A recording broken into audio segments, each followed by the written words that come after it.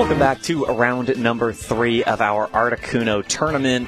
We are here to witness even more Articuno gaming, because that is obviously what we are here to do in Reg F. That's the only thing that happens in Reg F, I think. Yeah, they allow you to use Articuno again. They allow you to use Articuno, and they don't allow you to use anything else, I think. Either you or your opponent has to be using Articuno. Yeah. This is round number 3. Both these players are 1-1, I think, so a loss will eliminate them. And we have Brenden Moses and Anthony Ascencia. Brenden running the Articuno, and the Alola Ninetales, the Dondozo, the Tatsugiri, that's the droopy version, the plus defense version, the Colossal, and the Primarina. Anthony running the Iron Crown, Indeedee Female, Galarian Zapdos, Landorus, Tornadus, and Urshifu Rapid Strike. Wow, this matchup... It's a very festive team from Brenden, as you can see. But just seeing, like, the different modes that both these players have, right? Like, these are not balanced teams. They're saying, like, I'm going to bring something reliable and a variety of things. Yeah. See, Brenden has, I guess, extremely a bit of like a 2-2-2, yeah. There's not really anything a lot of these mons can do outside of their respective 2-2-2s, which I think is interesting. And then Anthony over here's got, like, a really strong Psychic Terrain mode there, right? With the Expanding Force, Iron Crown, and the Psychic Seed on the Galarian Zapdos for making it, you know, a bit bulkier. And then got the Rain team. I mean, I don't know if I'd call it a Rain team, I guess, but you have a Rain mode there to help land your moves with Tornadus and Landorus and boost up the damage of the Urshifu. Yeah, I would say it's a legitimate mode for sure. You're doing a lot with the Rain on that side, especially because if you bring the Tornadus, you're able to turn off the snow. And we've seen a lot of weather today, even aside from the snow from Articuno's friends. So it can definitely come in handy against other matchups, but we're going to see here it is the Iron Crown and the Indeedee as the lead for Anthony, and it is going to be, interesting, the Primarina and the Ninetales. Yeah, so we see Anthony leading with one of those modes we were talking about, and this is definitely threatening some damage here, right? That Tachyon Cutter being 2 hits as a very easy way to damage fairy types. Though I will say, it won't do a ton to Primarina, both because of its water typing and because of the Assault Vest. And honestly, if Ninetales can get Aurora Veil up, like, this is a decent Aurora Veil Hyper Voice spot, and there's not a ton that Anthony can do about that. Or not a ton that Anthony really wants to do about that, I suppose. Yeah. Like, you'll be able to KO Ninetales this turn if you want, if you're Anthony. But, we're going to see this instead. The Helping Hand, it might be Helping Hand boosted Expanding Force, honestly. Yeah, I mean, Helping Hand will help bypass the Aurora Veil, at least, you know, on this turn. Negate that damage reduction. Should be the Expanding Force. We'll see if it gets the Ninetales. It does not, and does a pretty solid chunk of Primarina, to be honest. Yeah, and that's a 2-hit KO, and there's no protects on Brendan's side of the field. Yeah. Right? The Assault Vest, and then the Ninetales not carrying That is a fascinating set of mons in the back. So we're going to see the switch in on the Articuno here. Yeah. What can we do to stop Psy Spam? Oh. Bird! Articuno, the greatest Pokemon of all time. Blizzard, we'll see it double freeze here. No freeze. Expanding Force will land onto both mons. KOs the Ninetales, does a solid chunk to Articuno. Yeah, that is, as we can see here now, this is just a Tatsugiri without a Dozo. Yeah, just a Tatsugiri by itself. See, it's milk. Yeah, okay, yeah. At this point, what do you...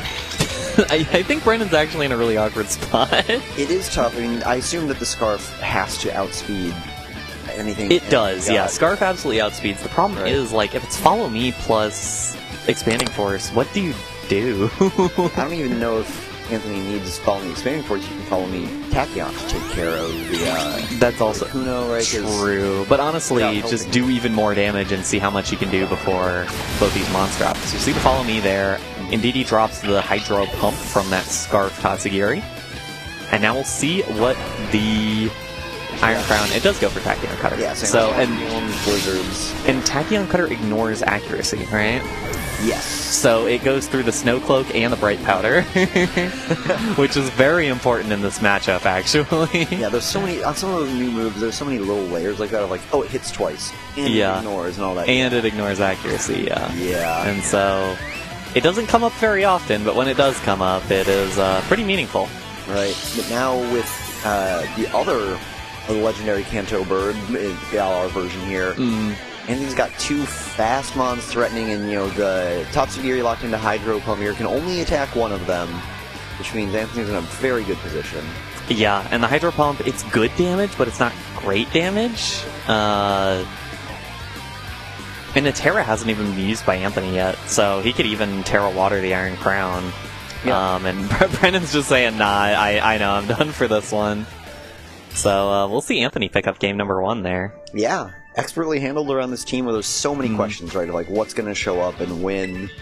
Yeah, and I'm kind of curious what is the play to beat this Iron Crown stuff, because again, I need to make clear to everyone at home, Brenden got second place in a cup yesterday with this team. It's very legitimate against a lot of matchups. But in this matchup, it feels really awkward, honestly, because Dondozo... Let's drop my water bottle.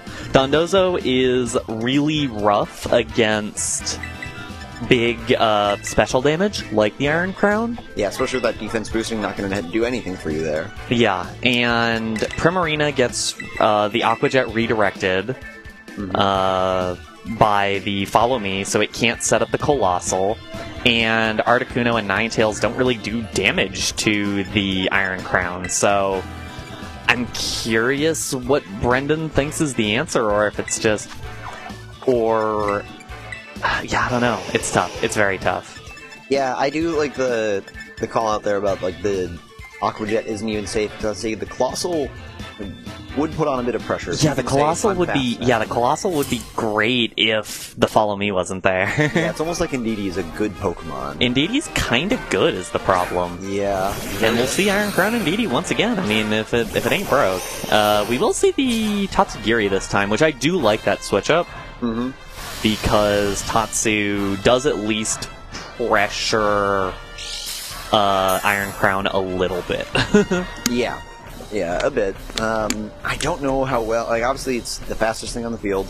And as frail as it is, I assume it takes an expanding force with Aurora Veil up.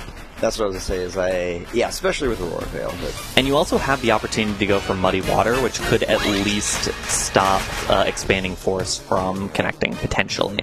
Yeah. We will see the Helping Hand. Muddy Water misses. The Iron Crown does hit the Indeedee still, but not going to do a lot of damage. You really wanted it to double connect. Doesn't even get the drop. Yeah. Not that it matters a ton for Indeedee. It's not going to miss Helping Hand. Right. And there's the Expanding Force. And now damage goes brrr, and... Oh, wow. Yeah, it goes... Yeah, with the Helping Hand, it got the KO on the Tatsugiri there. Yeah. I don't know about this one. I don't know about the chances here. Yeah, and like I said, we do have Snow Cloak, Bright Powder, but there is a way around that with Tachyon Cutter.